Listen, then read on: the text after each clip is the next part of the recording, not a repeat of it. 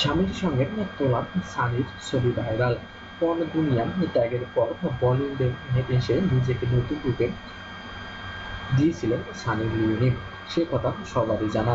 তবে মাঝে মধ্যে বিতর্ক কম জড়ান নাম এই অভিনেত্রী। বিভিন্ন বিজ্ঞাপন ও বলিউডের ছবিতে খোলামেলা ভাবে উপস্থাপন করেন নিজেদের, এবং উপস্থাপনা করে ভারতীয়দের চোখের বালি হয়েছেন একাধিকবার। অবশ্য আপন কৌশলে সেসব সামলাতে সামলে নিয়েছেন সানি লিওনি। সাম্প্রতিক কাজ থেকে সাময়িক বিরতিতে নিয়ে স্বামী ড্যানিয়েলের সঙ্গে মেক্সিকোতে ঘুরতে গিয়েছিলেন। তবে ছুটির দিনেও নিজের ভক্তদেরকে তিনি হতাশ করেননি।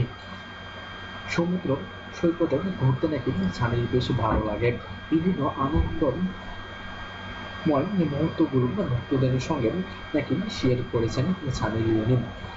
সমুদ্র সৈকতে বালির উপরে গিয়ে ধীরে ধীরে হাঁটতে তার দারুণ লাগে, এবং খোলামেলা পরিবেশে তাকে বেশ সুন্দর লাগে। তবে মেক্সিকোকে বিদায় জানানোর সঙ্গে আবারও একবার অনুগামীদের মন ভরিয়ে দিয়েছেন এই বলিউড অভিনেত্রী।